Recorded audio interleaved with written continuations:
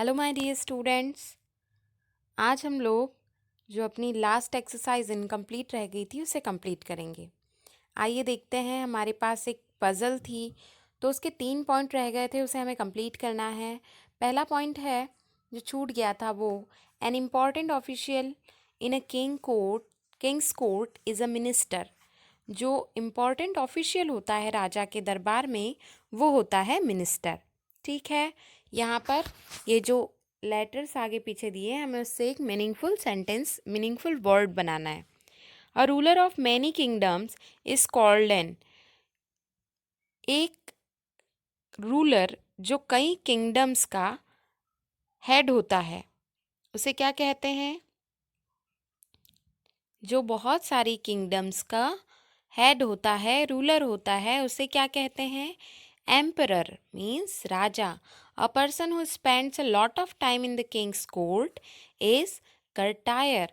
जो बहुत सारा समय कोर्ट में बिताता हो, राजा के दरबार में बिताता हो, उसे कहते हैं दरबारी, कर्टायर। चलिए हम इसे पजल में फील कर लेते हैं। देखिए यहाँ पर ये हो गया 4 ऊपर से नीचे मिनिस्टर, 5 ऊपर से नीचे एम्परर और 6 ऊपर से नीचे हो जाएगा हमारा कर्टायर। ठीक है, ऐसे ही आप पूरी पज़ल को कंप्लीट कर लेंगे और ऐसी और पज़ल्स को सॉल्व करने की प्रैक्टिस करेंगे। अंडरस्टूड? आइए हम ग्रामर में देखते हैं प्रीपोजिशंस ऑफ टाइम। क्या पढ़ेंगे हम? Prepositions of time. We use on for days and dates. हम ओ एंड ऑन का यूज़ करते हैं डेज और डेट्स के लिए। On Monday, on 14th March, on my birthday, on independence day, on the 16th day. मतलब जब भी हमें कहीं डेज या डेट्स बतानी होती है तो उसके आगे हम कौन से प्रीपोजिशन का यूज़ करते हैं? ऑन का यूज़ करते हैं। We use in for month, years, seasons, centuries and long period. हम आई एन इन प्रिपोजिशन का यूज़ करते हैं जब हम मंथ की बात करें, ईयर्स की बात करें, सीजन्स की बात करें, सेंचुरीज़ की बात करें या किसी लॉन्ग पीरियड की बात करेंगे तो हम आई एन इन का यूज़ करेंगे। In June, for example, in June, in 2015, in the last century, in winter, in the ice age। समझ में आया? मतलब जब हम कभी लॉन्ग टाइम की बात करेंगे, कभी मंथ या ईयर की बात करेंगे, तब हम आई एन इन का मीनिंग, इनका प्रिपोजिशन यूज़ करेंगे। We use 88 for an exact time. जब हमें एग्जैक्ट टाइम बताना होता है तो हम 80 एट प्रिपोजिशन का यूज़ करते हैं, like at 3 o'clock, at lunch time, at sunset. तो यहाँ पर हम फिक्स टाइम की बात कर रहे हैं इसलिए हमने 88 का यूज़ किया है। हमारे पास कुछ एग्जाम्पल्स हैं, कुछ एक्सरसाइजेज हैं, इसे हमें कंप्लीट करना है। आपको ऑन, इन या एट यूज़ करना है। आइए हम देखते हैं क्या आएगा। Bye, see you. हम क्या कहते हैं? Bye, see you. कब मिलेंगे? See you on Monday. On क्यों? क्योंकि जब भी हम डेज और डेट्स की बात करते हैं तो हम यहाँ पर क्या यूज़ करते हैं? ऑन का यूज़ करते हैं। The restaurant closes midnight.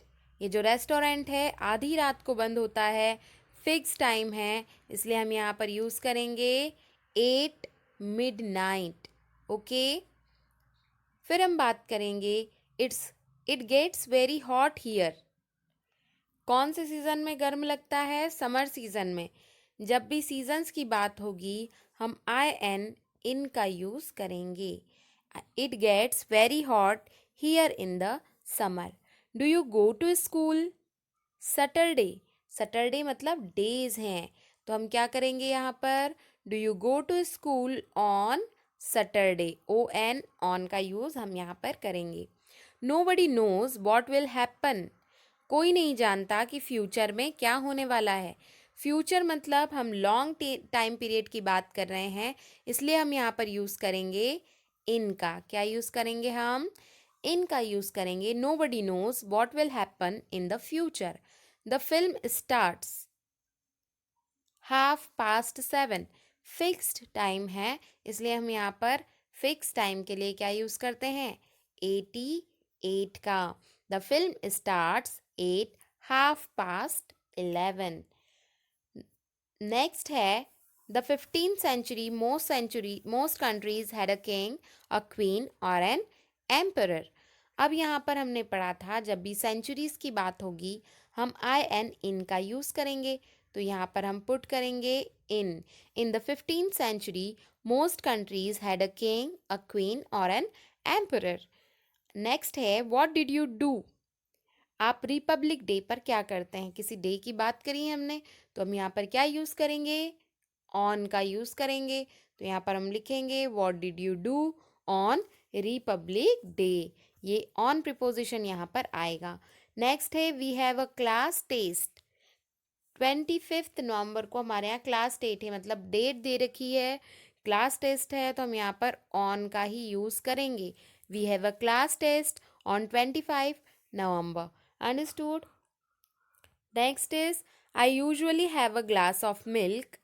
Bed time मतलब सोते टाइम, यहाँ पर फिक्स टाइम है, एग्जैक्ट टाइम है, तो हम क्या करेंगे, जब मैं सोती हूँ सोते टाइम में एक ग्लास मिल्क पीती हूँ, तो क्या होगा हमारा answer, I usually have a glass of milk at bed time. Understood? ये हो जाएगा हमारा preposition complete. Question number B, here are some fixed phrases connected with time. यहाँ पर कुछ फ्रेजेस हैं जो टाइम से कनेक्टेड हैं। Choose the correct prepositions to complete the phrases. आपको करेक्ट प्रिपोजिशन का यूज़ करना है इस फ्रेज को कंप्लीट करने के लिए। नाइट की बात की गई है तो हम समझ जाएंगे, नाइट मतलब फिक्स टाइम है, इसलिए हम यूज़ करेंगे 8। We sleep 8 night. We don't usually sleep the day के लिए हम यूज़ करते हैं इनका, इसलिए हम यूज़ करेंगे we don't usually sleep in the day. We don't go to school at the weekend और इन द वीकेंड। हम स्कूल कब नहीं जाते हैं, वीकेंड पर, मतलब फिक्स टाइम है, मतलब 8 होगा। आंसर क्या होगा हमारा 8। We don't go to school at the weekend. Please don't speak at the same time on the same time. क्या नहीं करना चाहिए हमें, सेम टाइम पर बात नहीं करना चाहिए। मतलब क्या होगा यहाँ पर, eight the same time will be the correct answer. Please don't speak at the same time. Same time पर फिक्स टाइम है, मतलब सेम टाइम पर हमें बात नहीं करनी चाहिए। What did you do in Tuesday evening, on Tuesday evening. Of course days की बात है, इसलिए हम यहाँ पर क्या करेंगे, ऑन का यूज़ करेंगे और हम लिखेंगे what did you do on Tuesday evening. आप ट्यूसडे इवनिंग को क्या करने वाले हैं। लैंग्वेज स्किल्स पढ़ते हैं जिसमें हम डिक्शनरी वर्क पढ़ेंगे। Look at this sentences from the story, try and guess the meanings of the words in bold, then check the meanings in your dictionary and write the definitions in your notebook. Did you guess correctly? आपको क्या करना है, ये story पढ़ना है, guess करना है, ये जो बोल्ड में वर्ड लिखे हैं इनके मीनिंग्स को आपको क्या करना पड़ेगा, गेस करना पड़ेगा कि क्या है। फिर डिक्शनरी की हेल्प लेकर डेफिनेशंस अपनी नोटबुक में राइट करना है इसकी, और आपने सही गेस किया है कि नहीं ये देखना है। तो कैसे पता चलेगा, आपको मैं इस स्टोरी का मीनिंग बता रही हूँ, आपको ये बोल्ड जो वर्ड्स हैं आपको इन्हें डिक्शनरी में देखना है और उसका पूरा की पूरा डेफिनेशन जो है अपनी नोटबुक में राइट करना है। यदि मैं सब कुछ बता दूंगी तो आप कुछ नहीं करने वाले हो, इसलिए आपको डिक्शनरी तो खुद ओपन करना पड़ेगी। मैं आपको इसका मीनिंग समझा देती हूँ। As the date for Raman's departure neared, even the king seemed nervous. जब तेनालीरामन के डिपार्चर का टाइम पास आ गया तो खुद किंग भी कैसा हो गया, नर्वस हो गया। जो राजा थे वो भी कैसे दिखाई दे रहे थे, नर्वस दिखाई दे रहे थे, हतोत्साहित दिखाई दे रहे थे, खुश नहीं थे वो। डिपार्चर यानी जाने का समय जब पास आया रमन का, तो वो खुद भी राजा भी कैसे हो गए, नर्वस हो गए। This did not scare Raman at all. Scare यानी डराना, तो ये चीज़ रमन को डरा नहीं पाई। Once in Delhi Raman was very impressed by the glory of the court and the emperor. जब वो पहली बार दिल्ली पहुंचा तो रमन बहुत इम्प्रेस हुआ, किससे? ग्लोरी से। किसकी?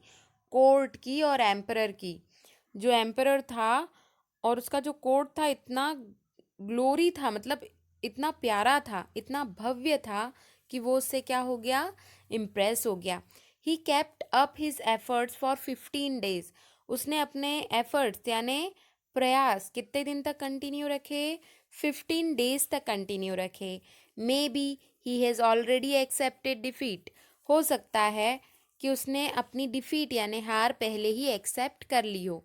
जब वो 16वें दिन कोर्ट में नहीं आया तो राजा सोचने लगे कि हो सकता है उसने हार मान ली हो। A short while later Babu spotted an old man with a flowing grey beard by the road. एक थोड़ी सी दूर चलने के बाद राजा बाबुल ने एक ओल्ड मैन को स्पॉट किया यानी देखा, with a flowing grey beard, एक लंबी ग्रे कलर की झूलती हुई दाढ़ी के साथ रोड पर बैठे हुए देखा। Raman through away his beard and Babul started at him shocked.